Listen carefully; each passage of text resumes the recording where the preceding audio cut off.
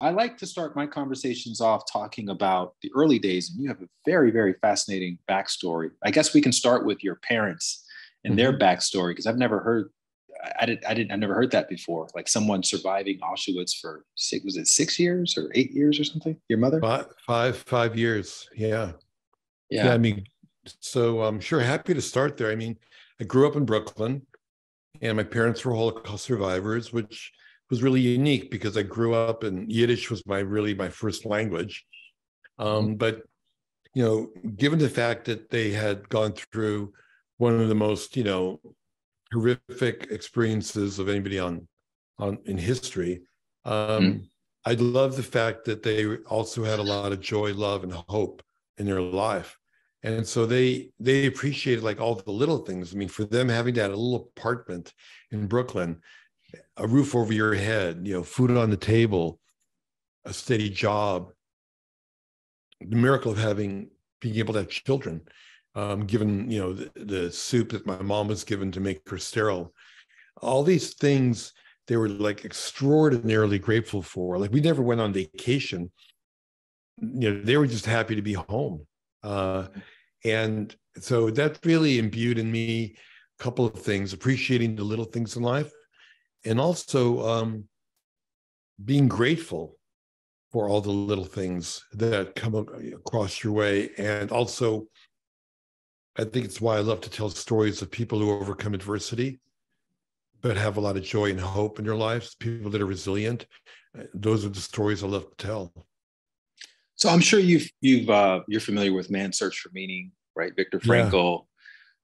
He writes about, well, he quotes Nietzsche in saying that a person who has a why can survive almost anything.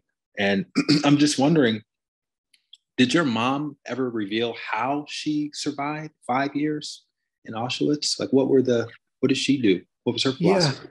I think that, her way to like fight back was to bear witness, to be able to survive in order and tell the story. And I think that's what gave her the stamina to persevere. Because think about it, that's the only weapon you had, right?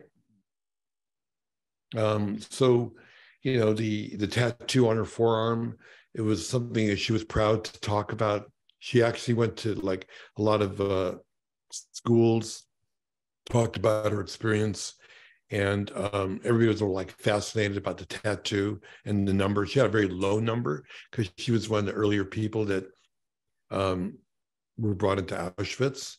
Um, yeah, she just had that attitude, like I'm going to show them by you know telling my truth. And I think that's true. You probably know anyone who's involved in a struggle, in a movement, civil rights movement, right?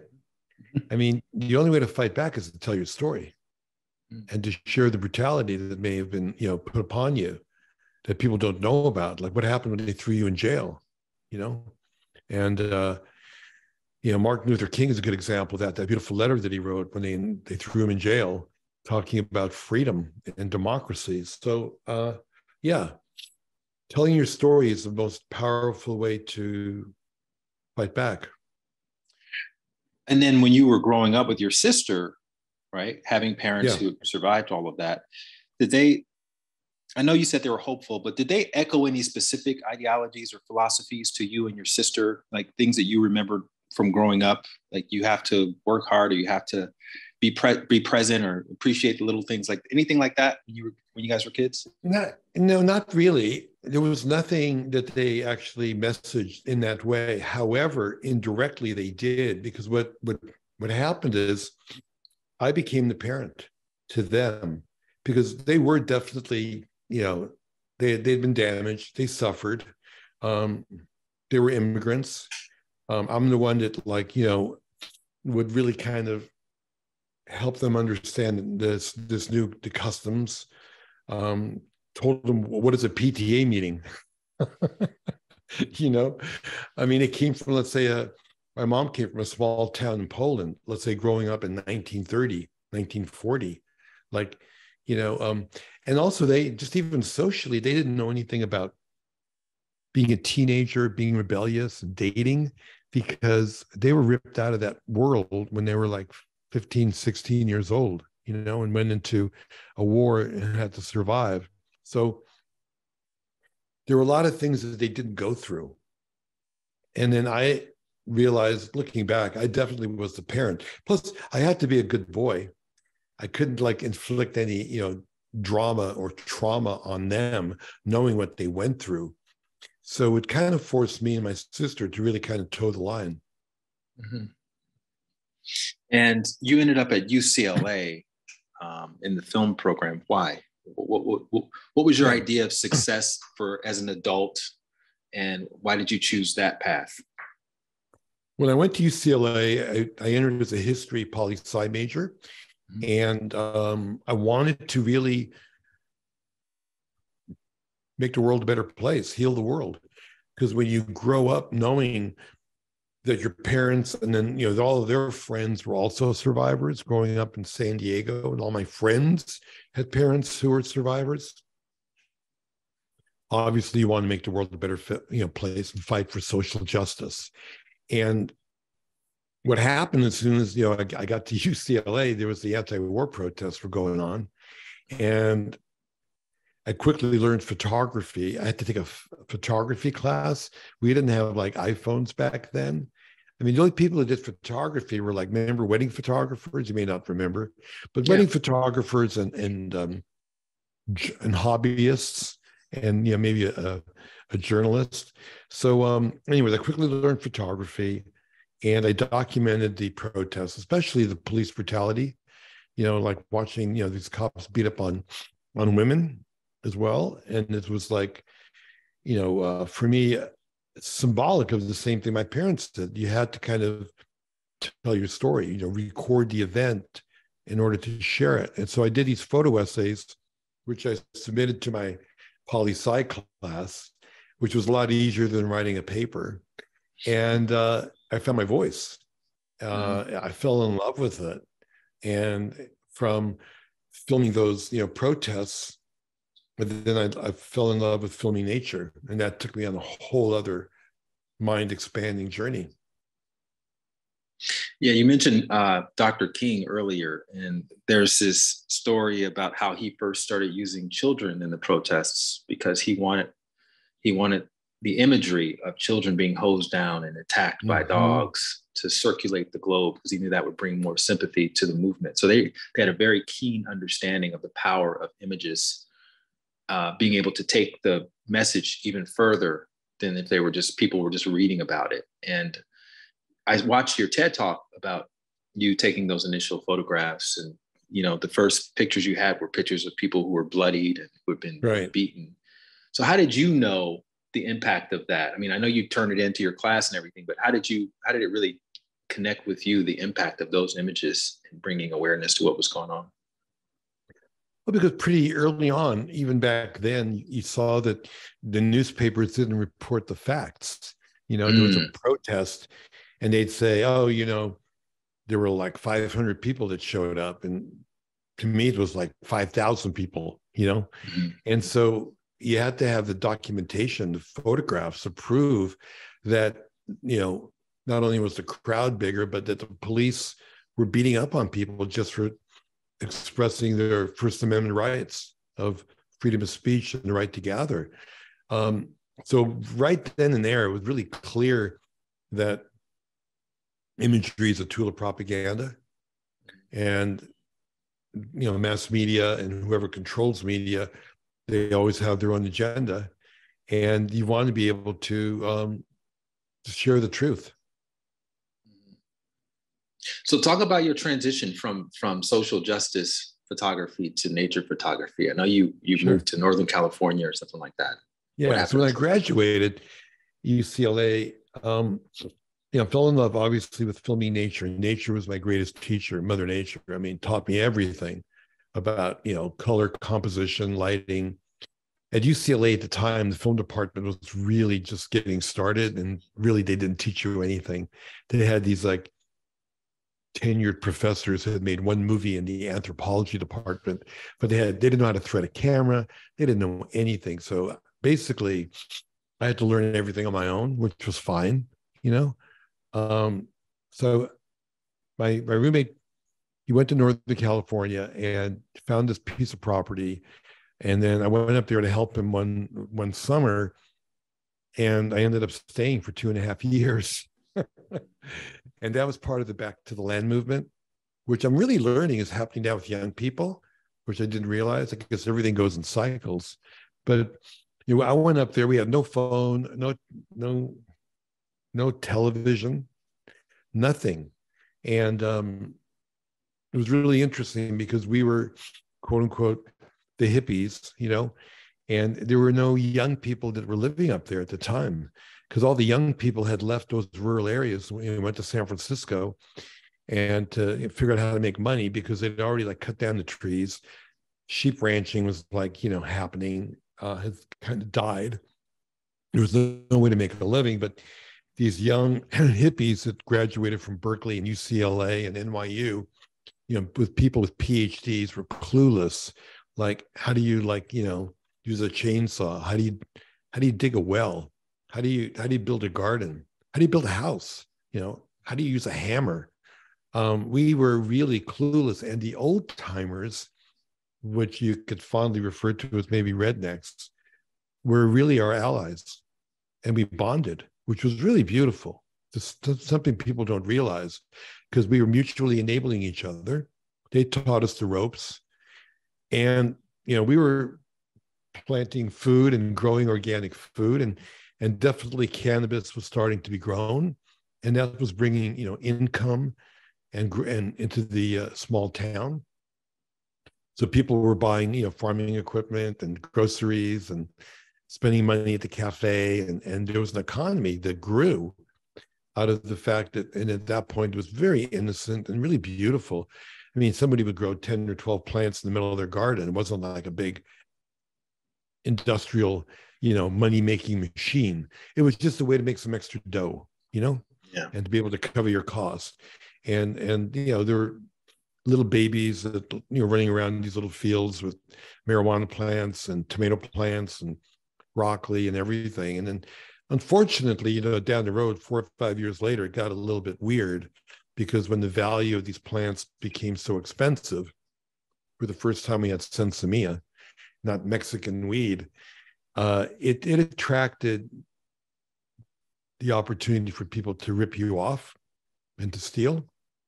And then you had this dilemma: what are you going to do? Are you going to have a gun? What if someone comes and steals your plants, which you've been growing for 6 or 7 months, and each plant's about $2,000.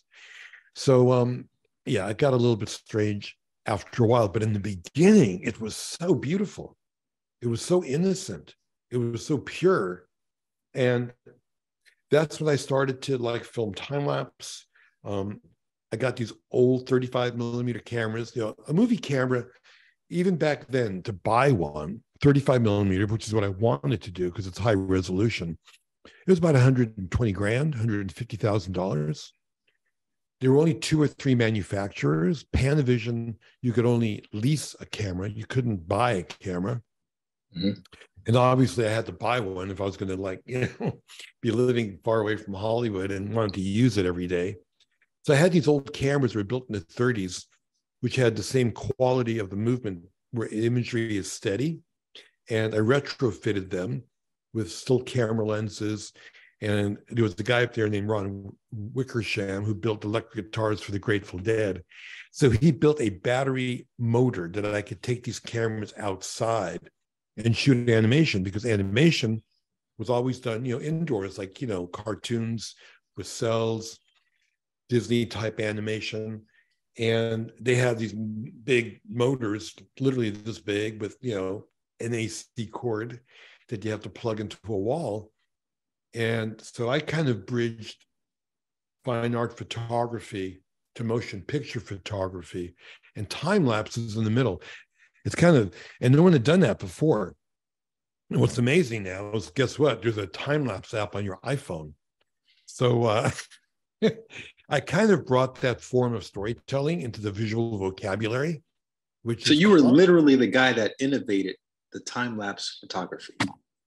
Well, it had been done in 16 millimeter earlier on, but primarily like in the scientific studio, where they would have a plant with a grid behind it, and they would be able to show, guess what, the plant moves and it gets bigger. But it had never been used as a form of artistic or even normal communication. As you know, it was only a tool for scientific measurement. I'm really fascinated about process, and I would love to know more about. Okay, so you and Ron, you went to Ron and said, "This is what I want to do." How did you know Ron could help you with this? First of all, and then secondly, well, because he was a genius. He back in the day, there were these companies called Ampex. They were like, they made tape recorders, and so he was an electronic genius in that regard, and he was making the most amazing electric guitars for the Grateful Dead. Was he one of your like weed buddies or something? How did you even know this guy? Yeah. Well, obviously, he was my good buddy who lived up the ridge. His name was Richie Peckner. Was a roadie for the Grateful Dead, and he knew Ron who lived in Sebastopol, and Ron Wickersham, made guitars and electric guitars, and was one of these guys that could just invent anything and build anything. And I told him, my problem, I don't have a long enough extension cord to take me out into the woods. So he helped me build a motor that ran on flashlight batteries. It's interesting, like 25 years later, a guy named Dan Norris built a DC powered stop motion motor and for sale. And guess what? He got the Academy Award for technical achievement. Did you guys, you and Ron, patent this contraption that he created, the generator? No, because it was just a one-off, and Dan Norris, built them for sale, and made them available for other filmmakers and people to buy or rent, whatever. But it got an Academy Award. But awesome. I'd done 25 years earlier, but the beautiful thing beyond the technique is that I was able to, spend a lot of time filming beauty, things that had been captured before, which really filled my sense of wonder. Well, one more question about that. How did you solve the film problem? Like with the time lapse, it's going to run out of film at some point. So how did you? What was the beautiful thing about time? Well, because in time lapse, you shoot very slowly. Like you shoot one frame every 5 seconds, maybe one frame every minute. To normal filming. So it's like stop motion then, basically. It's stop motion. Right. So normal filming is 24 frames per second, going through the camera. So it takes a long time to shoot a roll of film. A roll of film is 400 feet, which is 4 minutes. That roll of film back then cost me, it was $100 a minute for film, development, processing, and getting a print off that negative. $100 a minute. Today, that sounds expensive. Imagine me with no money living, off the grid in, Elk and Mendocino County. That was just a lot of money, but I could afford one roll of film. It could take me a couple of months to shoot that roll of film, which was great because I was shooting 35 millimeter, which back then, the only people who shot 35 millimeter movie film were commercials and feature films. 16 millimeter was educational, and my inspiration were the fine art photographers like Ansel Adams and Edward Weston, who shot 4x5, 8x10 negatives, big negatives. So for me, the bigger the negative, the better. And to this day, I'm super grateful because guess what? That stuff that I shot back in 1970, I can scan it at 4K, and I've used it in my current work. The series I launched on Netflix called Moving Art, which was like a major breakthrough when Netflix claimed they could stream 4K, and they showed it at the Consumer Electronics Show about 6 years ago. Everybody went, wow, and their jaws dropped, how incredible. That was stuff that was shot in 1970. Nobody knew, So for me, shooting high resolution has always been the standard because, formats change all the time. Delivery systems change all the time. So the more resolution, the better. But getting back to elk for a moment, it filled my sense of wonder. But the other thing, economics. I mean, if it took me a month or two to shoot a roll of film, that worked for me. So I was able to shoot film. It didn't cost me a ton of money. You know, the camera that I bought was like $2,000. This old camera that was not reflex, it had to be modified. And that became, which is really amazing light, that was the birth of really the stock footage industry, because The Secret Life of Plants was a film that was happening at the time. And they want to, you know, use my shots, and me being an artist, I'm going, I'm not going to give you my shots. I will license it to you. I'll make a copy of it for you to use. And back then, the only companies that did that was archival newsreel companies or outtakes from, you know, movies that was all scratched and stuff. There was no contemporary high quality imagery that you could license. Of course, now there's like Shutterstock and Getty and all these, you know, incredible outlets that make it available to anybody. So you're a young guy, and you're being scrappy about all of this. What gave you the foresight to know that I should license these images instead of just giving? Because I'm sure you needed the money, or you could have used the money at the time, right? Yeah. Well, because I always had a desire to be an independent filmmaker and to be able to tell my own story. That was like primary, more than the business entrepreneur that said, oh, I know in the future this is all going to be super valuable. There was a combination of both, but definitely the artistic idea that if you create something, you own it. You know, pretty simple. And actually back then, one of the things you learned when you were like, you know, negotiating, like my thesis film was acquired by United Artists. And that was like a miracle I was able to do that. They bought my movie for $2,000 with all rights of perpetuity throughout the universe. But the key... if you reincarnate, you still have to... Well, that's the agreement that they give you. It's a standard agreement. But the right. key that you always have to worry about is who owns the negative? Because that was like possession, you know? It was all about who controlled the negative. And if you ever got into a dispute, anyone back then, like with producers or investors or people that, you know, you owe money or they owe you money, whoever held the negative had the upper hand, right? And so this idea was always ingrained in me that holding on to the negative was paramount. You know, I could make a copy of it, make a print of it. That's how movies were released back in the day. Still, you know, there's always a master, and then you make a copy, even in digital. So that was always key. It was like possession is 9/10 of the law, you know? And so, yeah, I always believed in doing that. But what happened, which was really amazing, after I was up in Elk and lived that lifestyle, which was great for a while, but filmmaking is a team effort.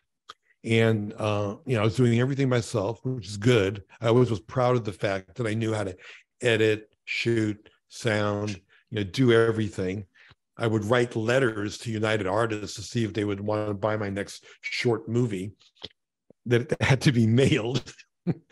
But after Secret Life of Plants, which, you know, took me to Calcutta, you know, I had never left the country. I never could afford to travel. I went from Elk and Mendocino to LA to get my hair cut, got my passport, and then went straight to Calcutta to shoot these sequences. And that was right after the incredible floods they had in Bangladesh. And going to Calcutta in India back in the 70s, there's a ton of poverty. It's not like the way India is today, high tech, type of, there were beggars everywhere in the street. I filmed the sequences I needed to film, but when I came back, I realized LA isn't quite as hectic as I thought it was after being in Calcutta. 25 million people in poverty, which is a whole different world. So I came back to LA and then I showed people this gorgeous footage I had. I showed the networks, I showed studios. They went, oh my God, it's so beautiful. We've never seen anything like that. But we don't know what to do with it because you can't tell a story without conflict. And in my brain, I went, that's bullshit. Like Are you kidding me? I mean, the story of nature is about symbiosis, about relationships, about regeneration, right? Cooperation, harmony, you know? And so the people that got what I was doing were the ad agencies because they realized it was eye candy. And if you can grab someone's consciousness in a second, that's the goal, right? So images that are beautiful, they, it's an emotional reaction. You can either trigger people with fear or you trigger them with beauty. And so they started to license my work.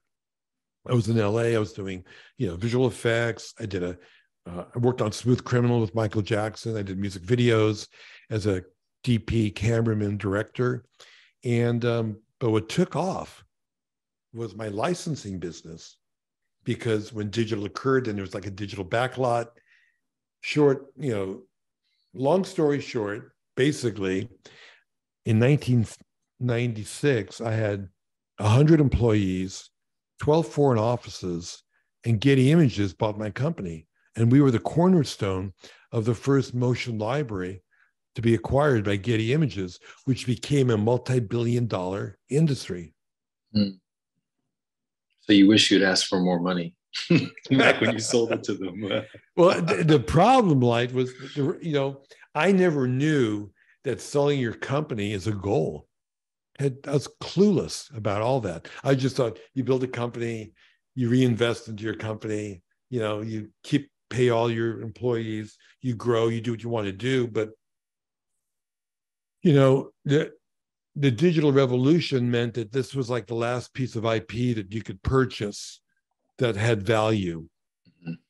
The Japanese had bought all the record companies, then they bought the studios, and then guys like Mark Getty, Bill Gates realized that the last piece of IP that was available were these stock still and stock motion libraries.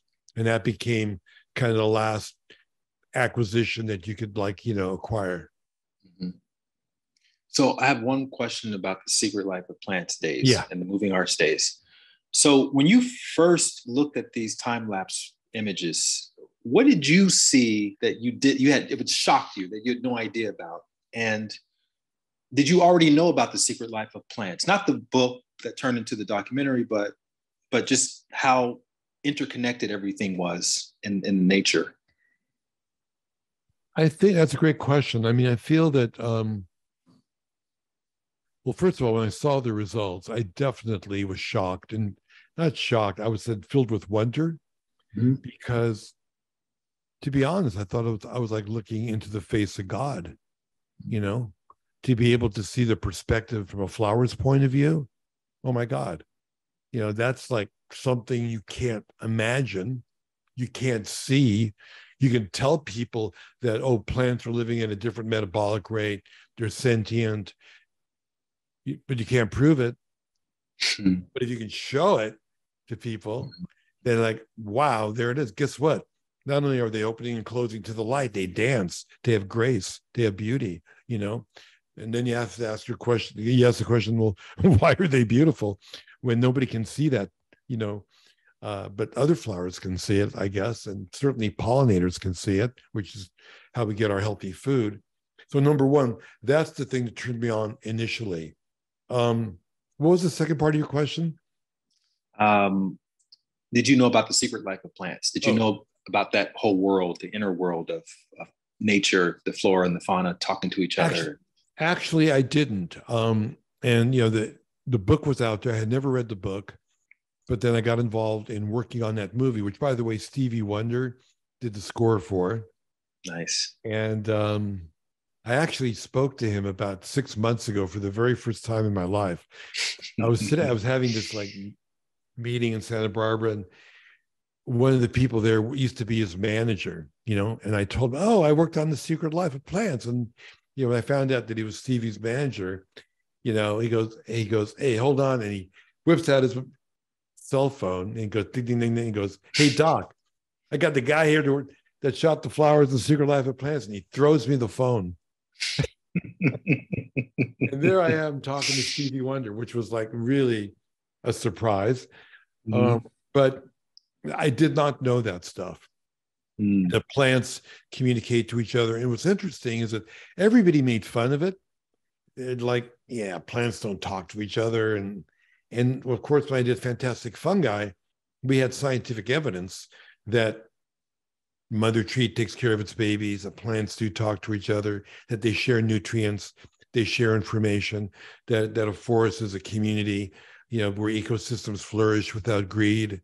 Um, yeah, all that stuff took me a while to learn.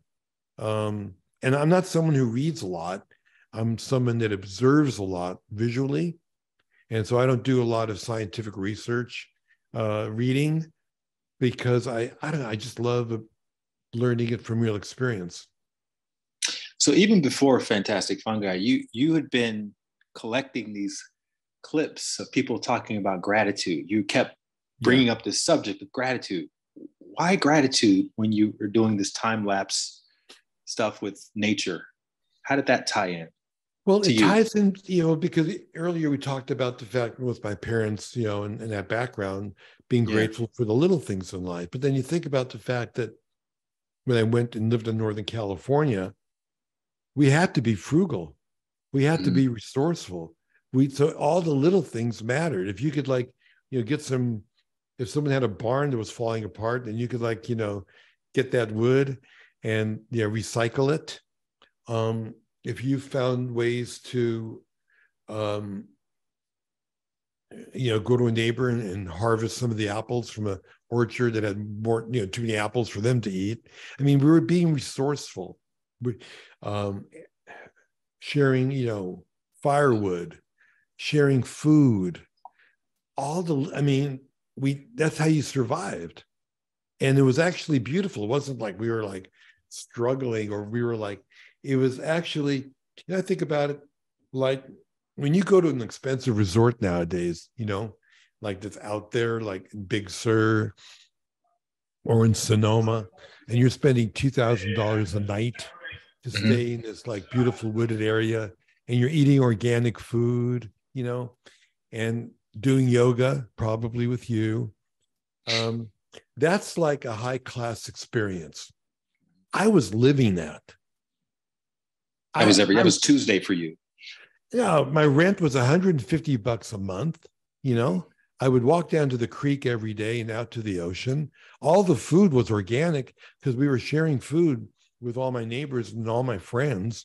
I lived on the coast. It's foggy. I grew lettuce. They were up the ridge 3 miles. It was hot and sunny. They were growing broccoli and vegetables. We would get together for potluck. I mean, we were living a high class lifestyle with very little money. And now it's kind of, it kills me when I go to these, I mean, we're both, I'm sure, invited to go to these conferences that are at these resorts, right? And they're giving me a small plate of food with like salad and nasturtium and all that stuff. I'm going, shit, that's what I ate all the time. And it didn't cost me a ton of money to do it. So I just wanted to say that what happened, things happened in cycles, but back in the 70s, people made a lot of fun of the hippies. Looking back, we were right about everything with the hindsight. We were right about the fact that the Vietnam War was immoral, unethical, and a giant tragedy. We were right about the fact that pesticides were killing us. We were right about the fact of racial inequality.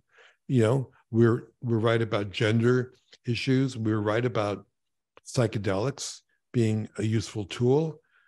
We were right about everything. And that was like Earth Day in 1970. I mean, here it is 53 years later. Earth Day's tomorrow. And it's like, we were right about all that stuff. And we're still trying to, we haven't really figured it out. There's been some progress, but consciousness and behavior hasn't really shifted, right? And we need, I think, a more positive story. I think the messaging of saying that we're doomed and that we're facing a mass extinction makes people feel like they can't do anything about it. So being I think, positive about being grateful for the little guys, for the bees, the bats, the hummingbirds, the fungi, for the healthy food we need to eat. That, I believe, is the way you instill hope and courage. So you need gratitude to fight the good fight. You need to, because what studies have proven, the people that practice gratitude are more resilient. And then the same thing happens in nature. I observe plants that are resilient. I look at a blade of grass that grows in a crack in the sidewalk, and I like honor it, man. You know, I go, that is really, that's not only is it resilient, that's a tough critter that can have that kind of energy. So gratitude, I think, creates resilience. Resilience makes you appreciate and protect what you love. So you've been on gratitude for a while, and I don't know if you would characterize Fantastic Fungi as being your one of your biggest breakout successes, where people around the globe literally talked about it and spread the word, and that's how I originally found out about it as well. And what do you attribute that to? That success of Fantastic Fungi? What surprised you about that? Yeah, well, a couple of things. I think the timing was perfect. I started that film 15 years before it got released in late 2019. Mm-hmm. So the psychedelic renaissance was just beginning to happen, and people were finally comfortable to talk about psychedelics, and research was starting to kick in again. But I'll tell you what the main reason is, I think, or in conjunction with that, is that I self-distributed the movie. You know, a lot of times, and I'm sure you hear a lot of stories from filmmakers, how, the studios didn't do what they promised to do. And, Wings, I did a film called Wings of Life, which is about pollinators with Meryl Streep as the voice of the flower, seducing bees, bats, hummingbirds, and butterflies. Extraordinarily beautiful, great score, gorgeous movie. But politics and executive shuffle get in the way. And promises made about how the film would be distributed don't happen.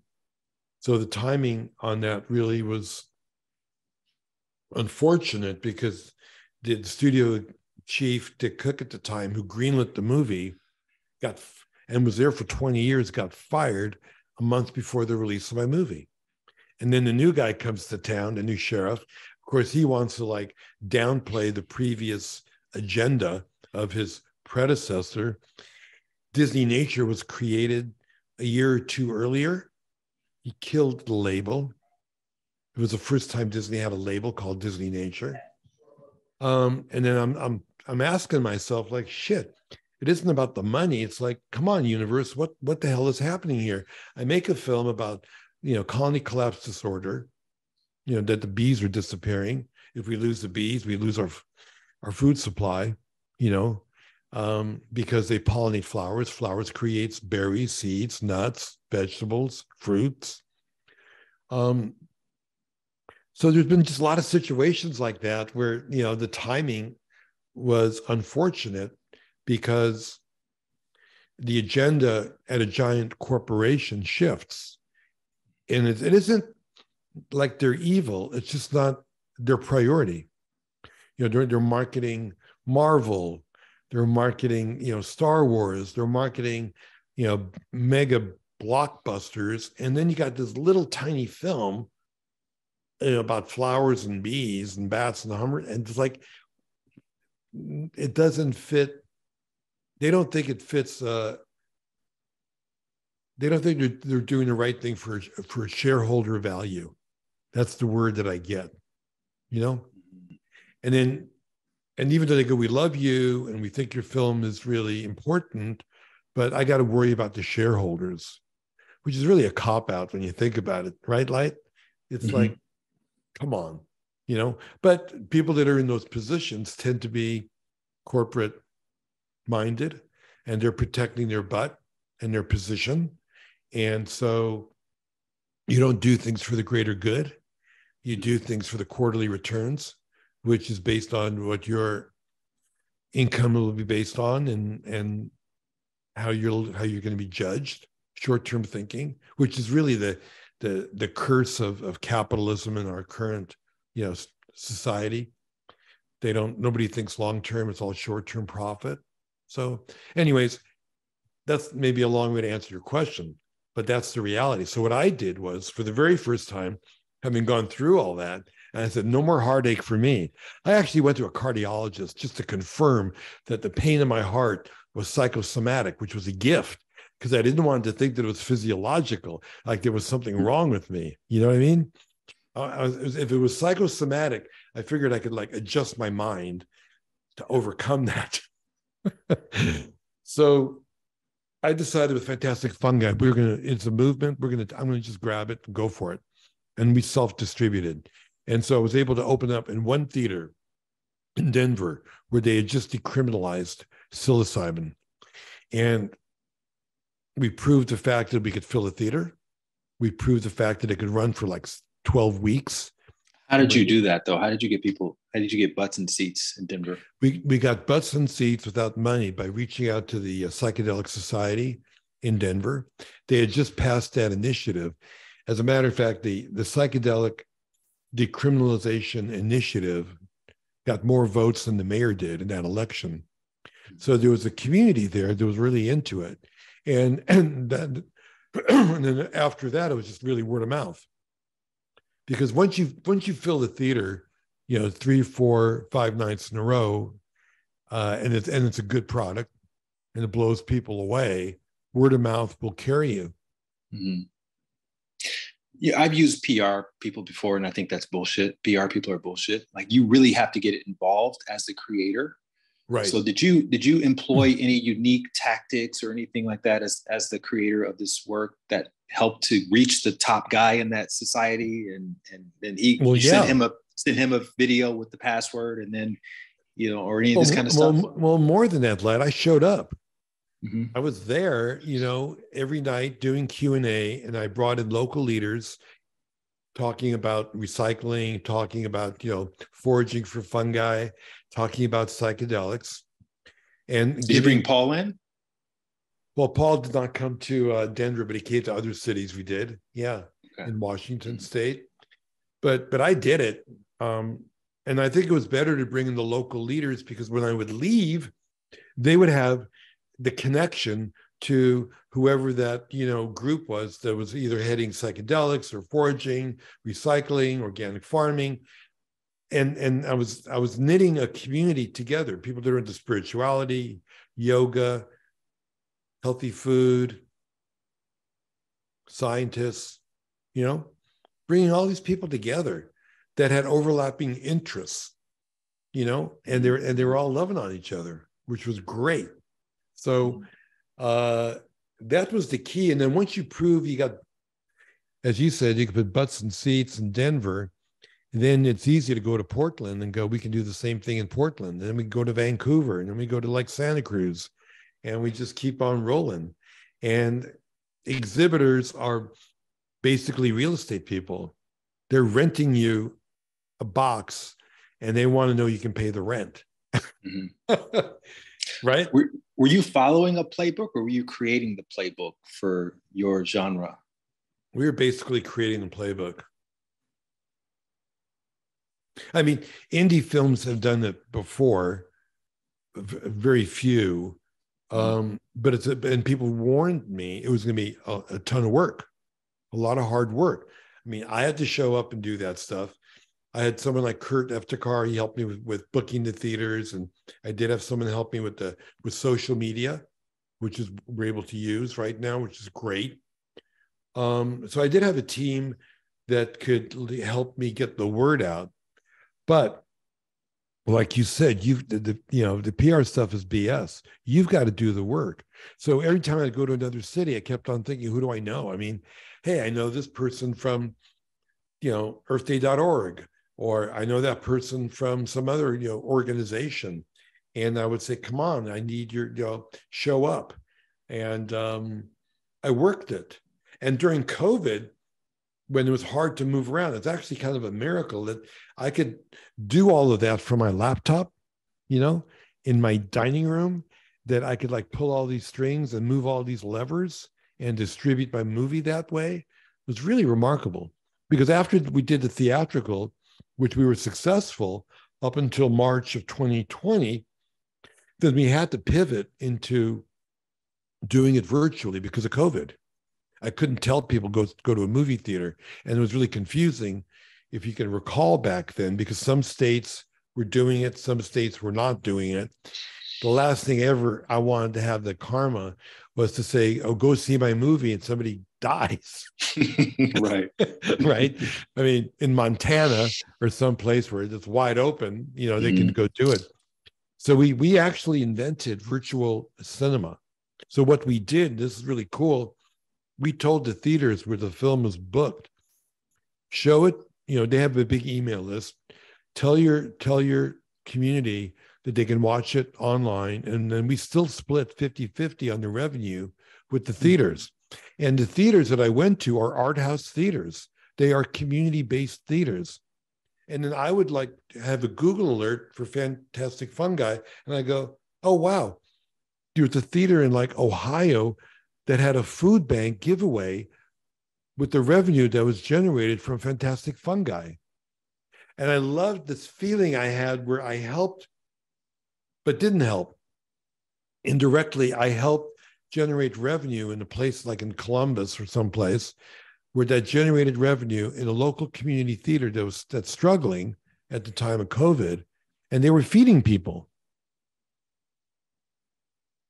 And for me, that was like news I was just reading, that I was somehow indirectly, a catalyst for that.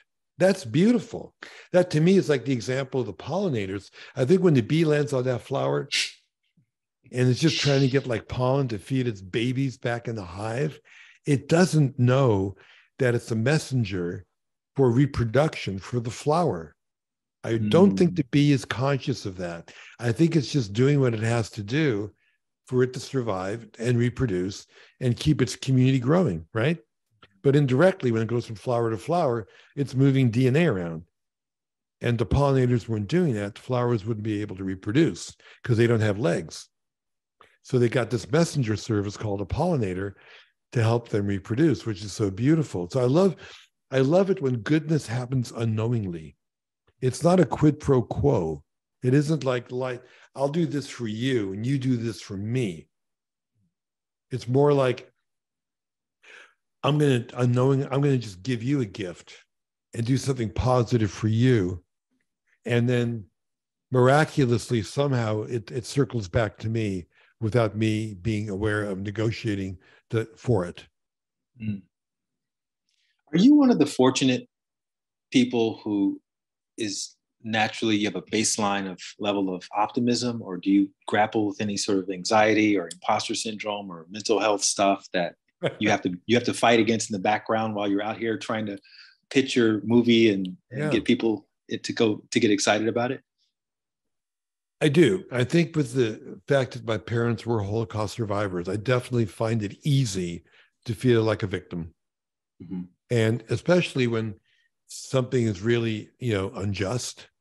So whether you get turned down from a pitch, or if someone really, did something that was grossly unfair, again, like promises made where they distribute your movie and they don't distribute your movie, it's easy to feel hurt. But what I found is that with gratitude, I can stop that feeling. I can put it on pause when I ask myself, what can I be grateful for?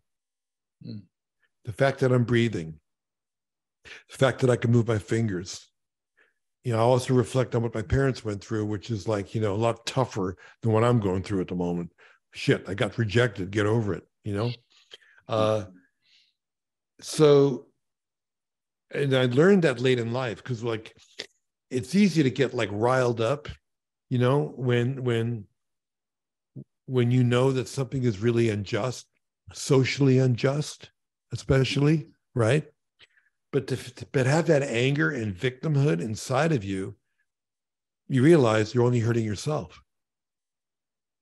I remember I was in India I was like filming, and I was in this like, funky classroom, and there was this chalkboard, and I saw this thing on the chalkboard. It said, "People that annoy you control you." Mm. Same idea.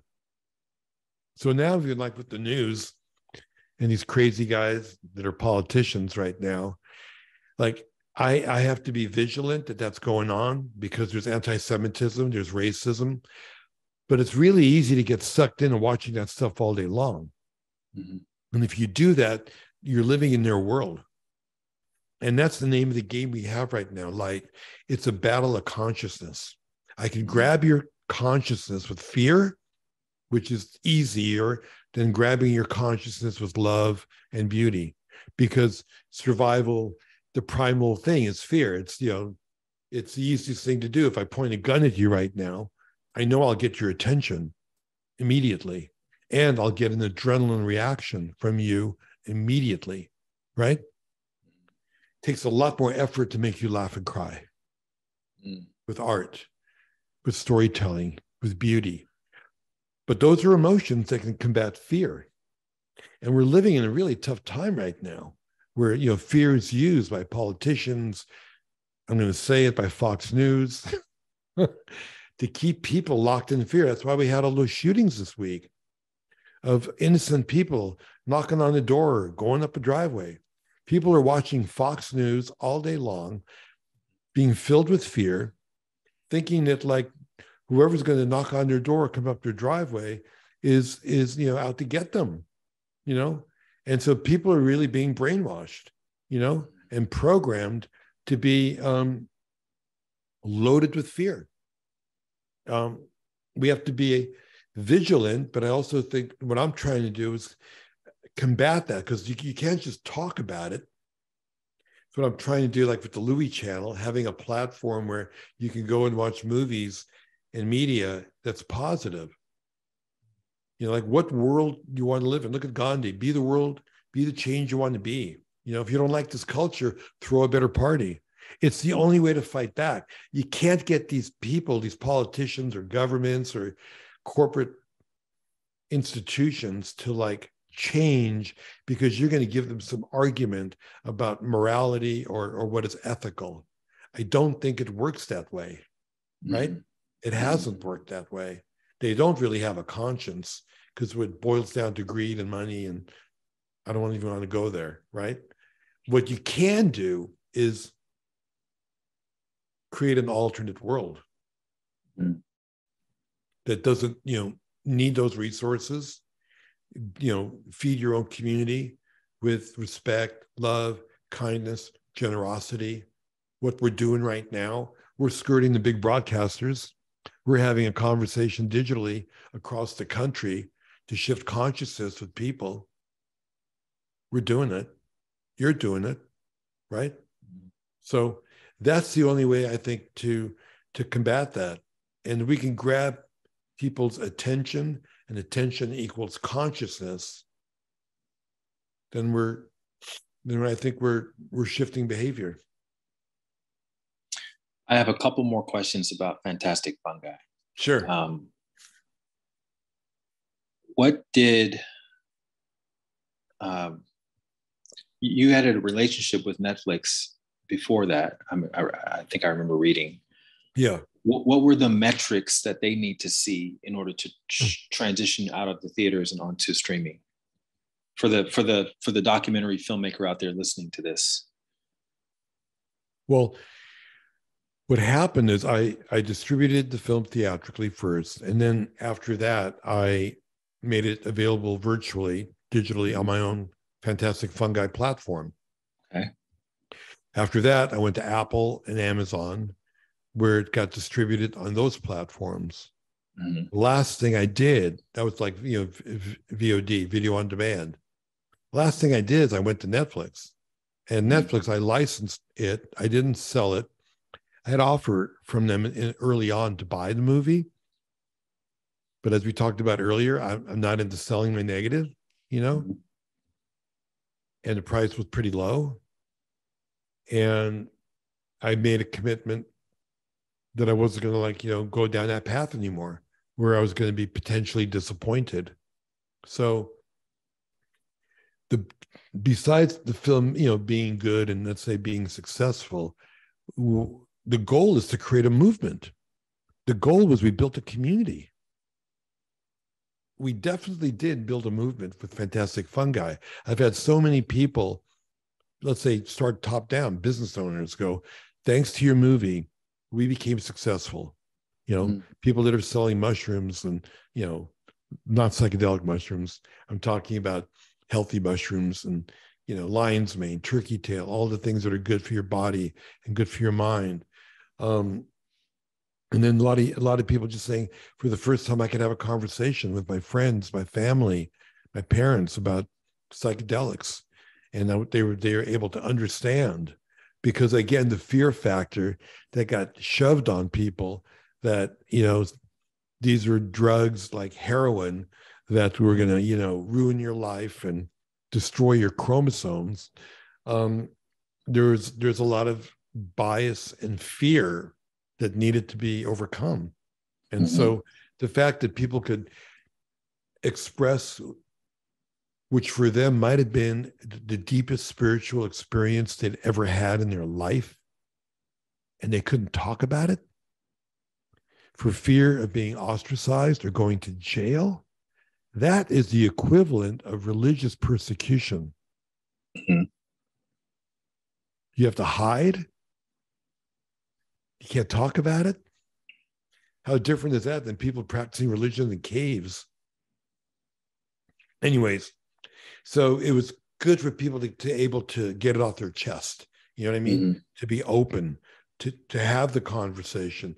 And that's what the film did. It created a conversation. Whether I was there physically to facilitate the conversation, or if we did it virtually and I was able to zoom in and trigger it, or people on their own just had the conversation, because I would run into strangers and I hear it like almost every other day from people telling me stories how they had a 16-year-old kid who was like screwing up with drugs and alcohol, and having taken a mushroom trip, it changed their life, changed his life or her life. Remarkable stories. People who were involved with addiction, people who were suicidal. As a matter of fact, we just finished a clinical trial here in Santa Monica, combining psilocybin with my imagery to treat alcohol addiction. And the results are super positive. The combination is better than even the psilocybin by itself.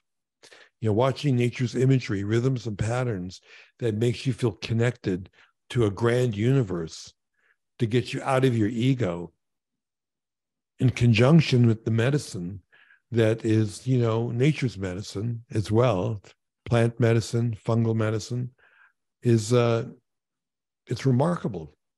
And we're just beginning to, I think, really explore that. It's kind of like a modern version of The Secret Life of Plants. I mean, it's your take on that, essentially. And but there was no mention of psychedelics in The Secret Life of Plants.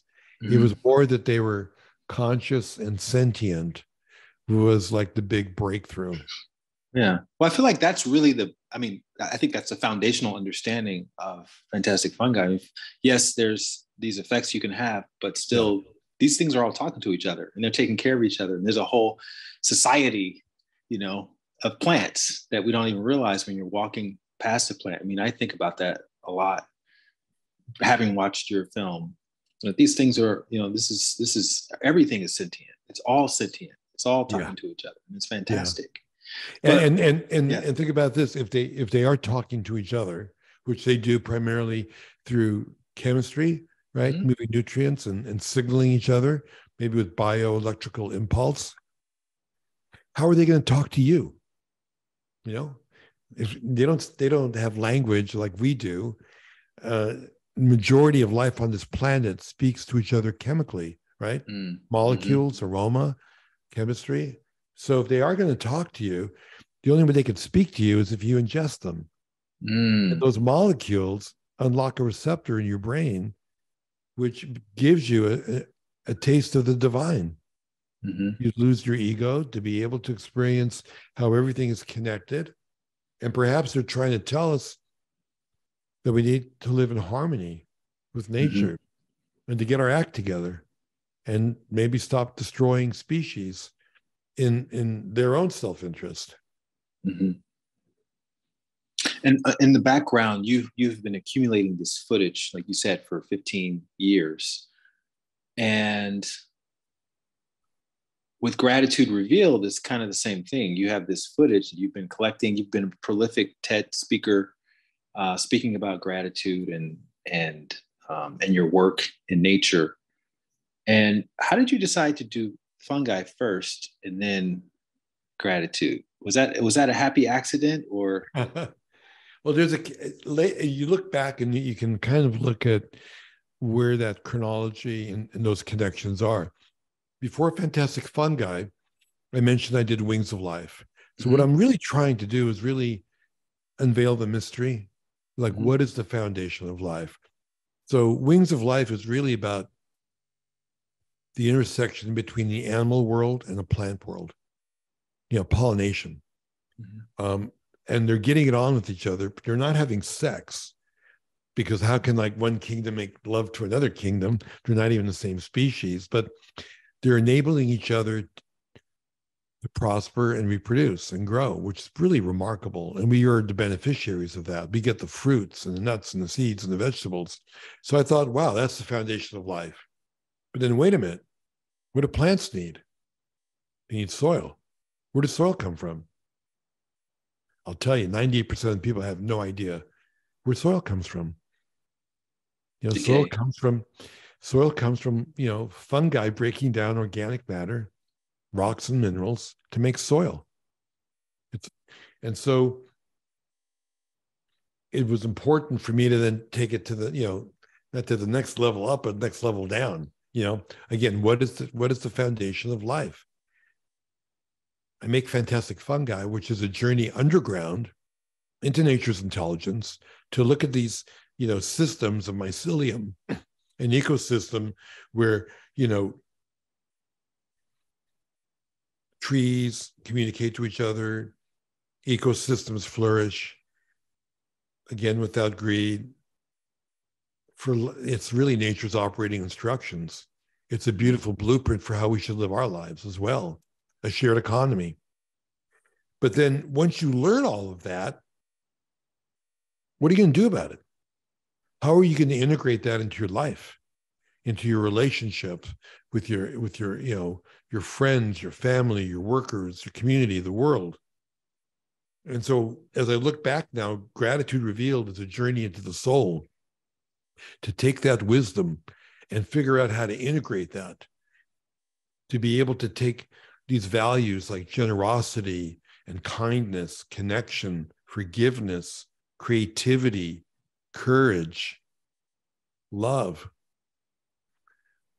All these values add up to gratitude. And, in my opinion, I'm not a positive psychologist, which is my point of view, but actually as I look at a lot of self-help books, and I just sort of scan the table of contents, all those values are in every self-help book I've ever seen. And self-help books happen to be the #1 bestsellers in the nonfiction category. So I think it is a natural evolution. And like I said earlier, growing up with my parents who were frugal, they didn't have much money, but appreciating all the little things, that is also the basis for being an environmentalist. It's being frugal. It's not like, you turn off the lights, not because it's going to cost you money. You're turning off the light because there's a coal plant on Navajo land that's burning coal and polluting the atmosphere. That's why I turn off the light switch. It's pennies, which I can afford now, but you want to be conscious about the impact you're having. So it's all the same.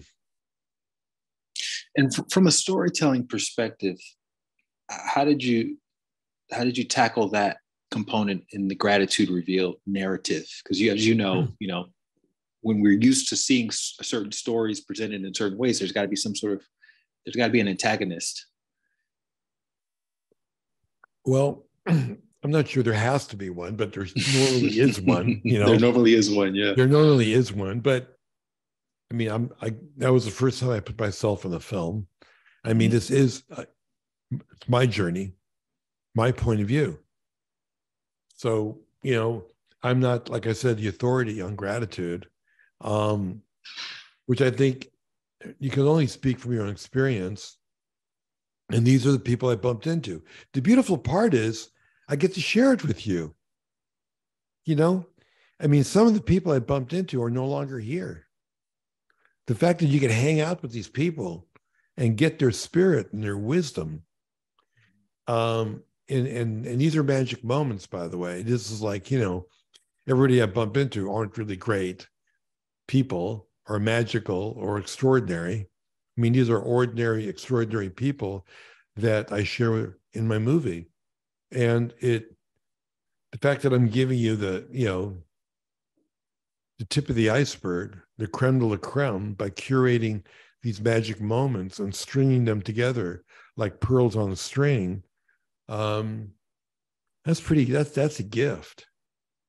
You were the cinematographer, so I'm wondering, you have everyone from Deepak to Norman Lear to Alex Gray to Jason Silva. Do you just carry your camera around with you and you go to some conferences and two of these guys, Paul Hawkins is at the conference, and, hey, let me go in your hotel room and ask you questions about gratitude, because you said you've been accumulating this footage over years. How does that work?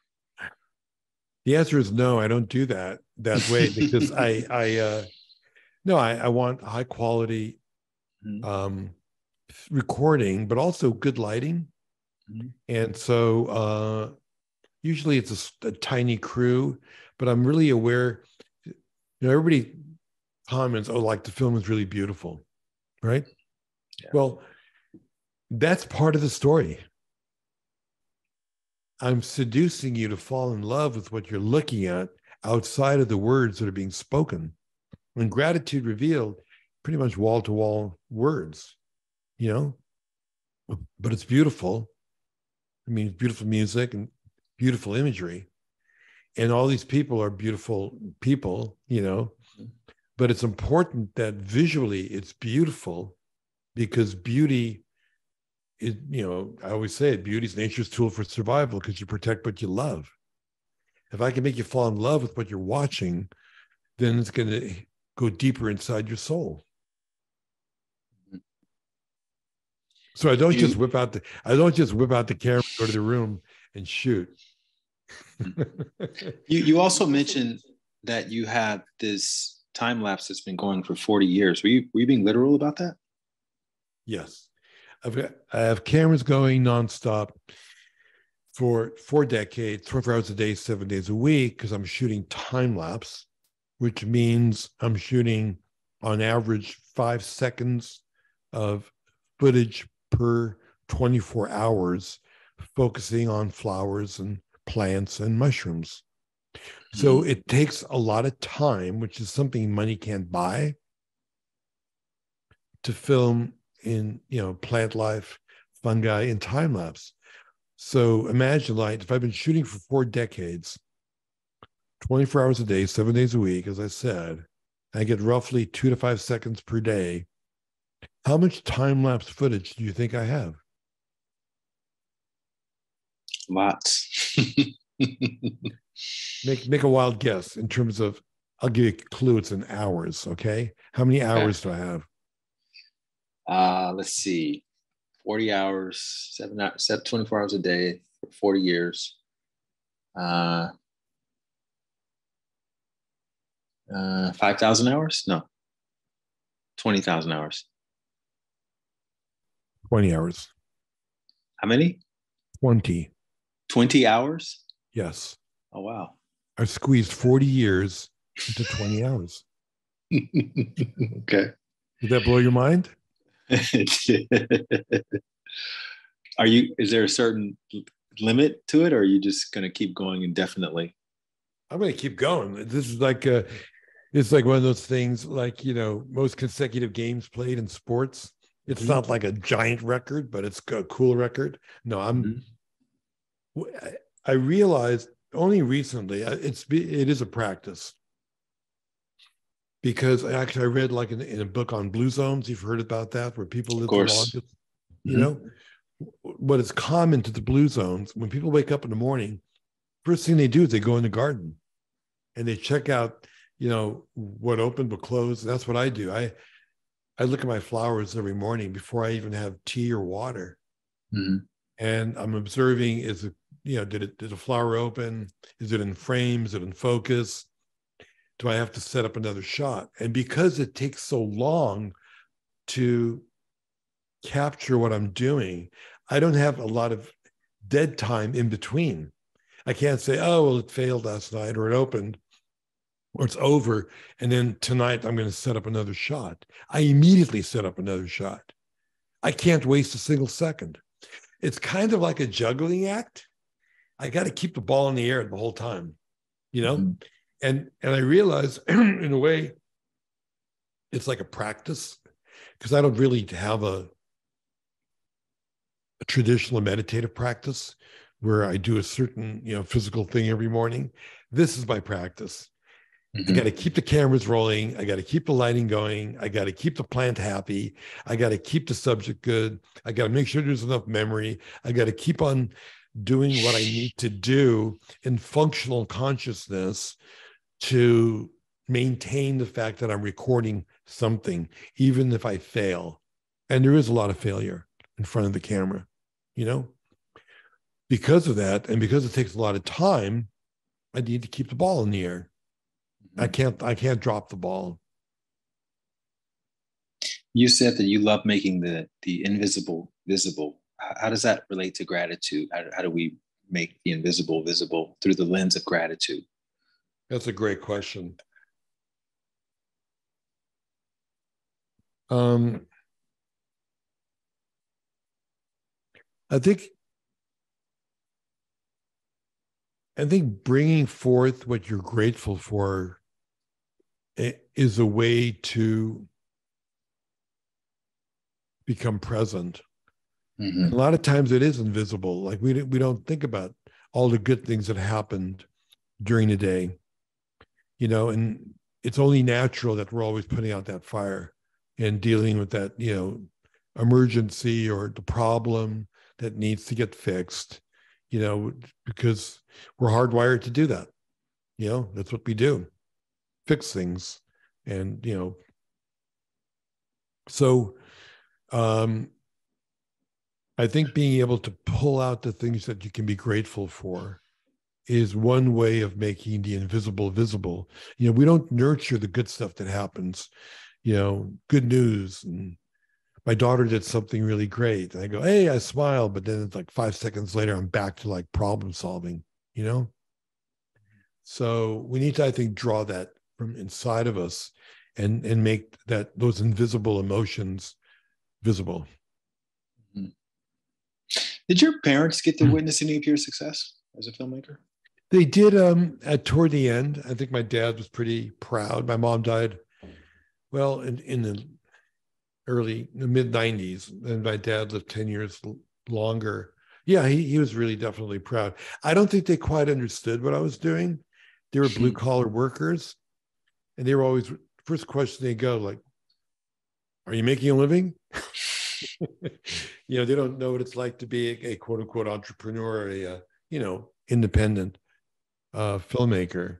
So I would say yes, and they were satisfied. That's all they needed to know. Because it seems like a lot of your work is like almost a tribute to their struggle, the things that they went through, and helping other people experience the silver lining of those experiences, but without having to go through all the trauma related to those experiences, or equipping us with the tools to navigate challenge and trauma in our life, and having something to reflect back on, and saying essentially that if you just walk outside and walk through a park or walk through your backyard, there's beauty everywhere if you're paying attention to it. So when you're creating this or thinking about creating it, who are you thinking about, like watching this or witnessing it and being transformed? Well, I think primarily myself, because if it's gonna turn me on, I'm assuming it's gonna turn you on. And there's really some logic there, because I don't create the beauty. I'm sort of a messenger in terms of recording the beauty. And then the fact that it's beautiful to me and it's beautiful to you means that we're both responding to the rhythms and patterns of nature that touch our soul. I mean, they've done studies about symmetry and, all the different things that we agree is beautiful, but none of us went to beauty school, right? None of us were taught aesthetics of appreciation. So if it turns me on, and again, it doesn't have to be like a beautiful vista or a flower. It could be a crack in the sidewalk. It could be a fire hydrant. It could be graffiti on the wall, right? Whatever grabs my attention and touches me, in truth, it seems to also touch other people. Maybe not everybody, but a lot of people. And I think that's true in almost every art form. You're able to tap into a universal consciousness that turns us on. And we all want to get turned on, right? And we have Disney Plus, we have Paramount Plus, now we have the Louie channel. Yeah. How does that work? Where do people find the Louie channel? What is the Louie channel? What kind of content? Is it all your content? Is it other people's content?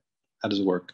It's a combination. It's primarily at this point my content, and but I have friends of Louie, where I put up stuff like Howard Hall, who's my buddy's one of the best underwater cinematographers. So I'm going to curate the best of the best and create an opportunity for a lot of these films to find your audience. I mean, you mentioned like Paramount Plus and all these others. Look, there's some good content on there, and there's also a lot of negative content.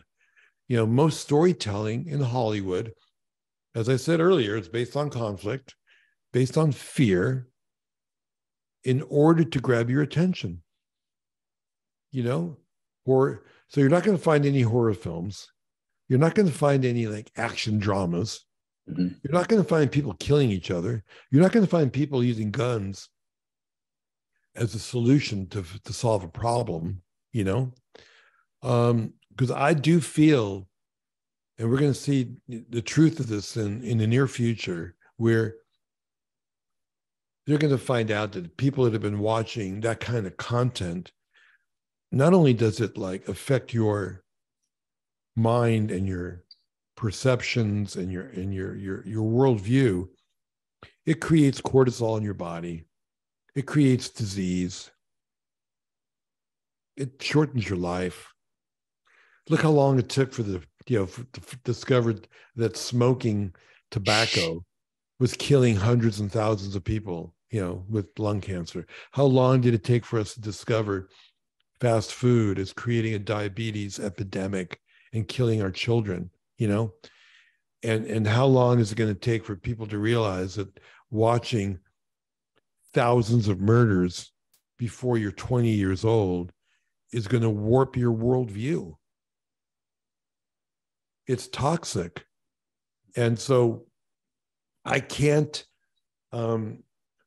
control the world of media, but what I can do is open up a different place for them to go, where you can watch positive imagery, not Pollyanna stuff. I'm talking about stuff that just celebrates life, that, makes every cell in your body wake up and go, yeah, I get it. I'm with you. I want to move forward. I want to be alive. How can we not want to be alive? How can we not want to be healthy? How can we not want to be mindful, kind to each other, and learn and be turned on? We definitely want to get turned on. And nature has invented beautiful mechanisms to turn you on. When I say turn you on, I hope your audience understands I'm not talking about drugs. I'm talking about,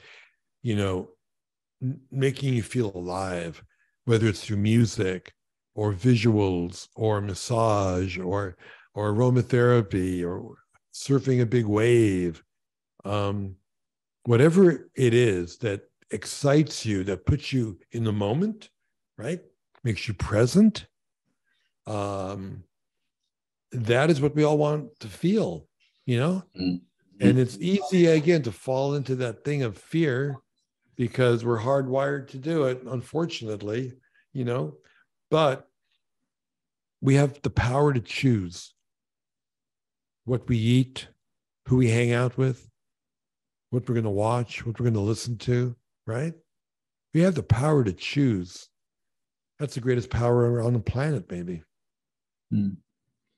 I once heard Oprah say in an interview that, and this is a recent interview, she said that she felt like she wasn't doing enough. She felt like she felt like there was so much more she could do. And I was just curious that as an accomplished documentary filmmaker yourself, what's your relationship with that like, and how are you defining success these days? It's a great question. I think that, you know, I'm trying to do as much as I can. The Louie channel, I mean, I think it's the first OTT channel. That means over the top, a streaming platform. It isn't like a phone app. You get it on your phone, but the fact that I'm on Apple TV, Roku, all these devices where you can stream 4K imagery. Last night we had a launch party. We had over 5,000 people, you know, it was great. So I don't know of any other individual that's ever done that before, which is pretty cool. So I'm doing the best I can. But in the interviews that I had a bunch of young women. They were great. Gitanjali and Shia Bastida. These are young women. And I asked them the questions about the environment and how do you get your generation, you know, to overcome the despair that only would be logical when you're hearing that by the time they're 50, they're going to be like toast, you know? So a lot of them said the same thing that I'm communicating. They want people to celebrate life. They want people to appreciate what we do have. You can't solve all of it, but what they're doing is they're solving small parts of it. You know, Gitanjali created this device that can measure, you know, lead in drinking water, you know, which was, you know, because of what was going on in Flint, Michigan. She tackled the idea of identification of lead in the water. She did not try to tackle how do you get rid of the lead in the water? How do you educate the people in the community and what to do in the politics? And she only worked on one part of it, which was to identify the lead in the water. And she made a point, and I thought it really touched me. Let's just handle those little small pieces. Like instead of Oprah saying that I can do a lot more, you can't shoulder the entire world's burdens. You need to like tackle what you can do. Can you teach a class of children how to do regenerative agriculture? Giant thing you could do, you know? It's not going to change the entire world, but guess what? All of those things do add up. Can I plant a pollinator-friendly garden? Can I grow a tomato plant on my back porch, which gives me food and also gives, you know, the bees something to eat? These are all little tiny things we can do that add up to a giant movement. And that's what I think we're trying to do, the environmental movement, or I'm trying to create a movement around gratitude.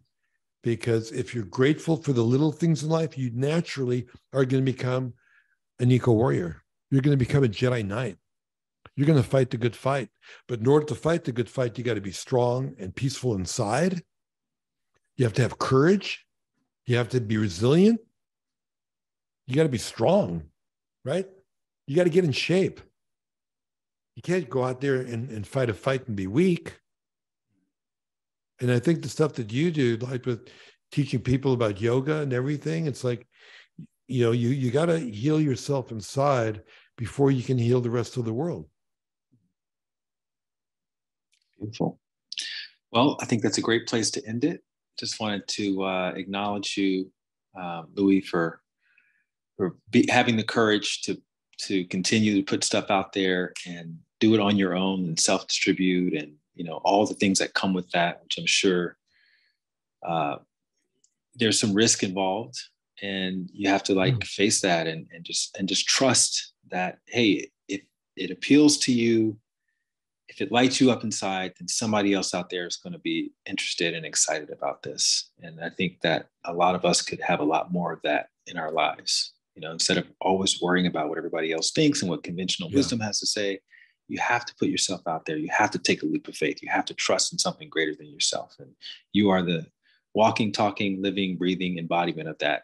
Just like the plants that you film, there's an inherent trust in the ecosystem of life. And so thank you so much for modeling that for all of us. I appreciate that. I think trust and patience go kind of hand in hand in that respect. And I love the fact that, you know, what we're doing is we're able to build community. You've got a community that you're talking to right now. I'm building a community. Perhaps there's more of us than we think. And then if we can just cross-pollinate all these communities, which is sort of what I'm doing with the Louie channel. I mean, last night we had earthday.org was our like major kind of partner, but we've had spirituality and health. We have yoga groups, magazine, you know, all these different people. We're bringing that. We need to kind of coalesce. You know, the right knows how to get people to march in lockstep. People that are more progressive, we all have our own ideas, you know, and we're not as organized, quote unquote, perhaps, but we all have the same, you know, values. And then I think that it's great to recognize that there's, you know, we could be the movement that changes the world. Thank you, man. If you like that video, you're going to love the next one. Click this thumbnail right here, and I'll see you over there.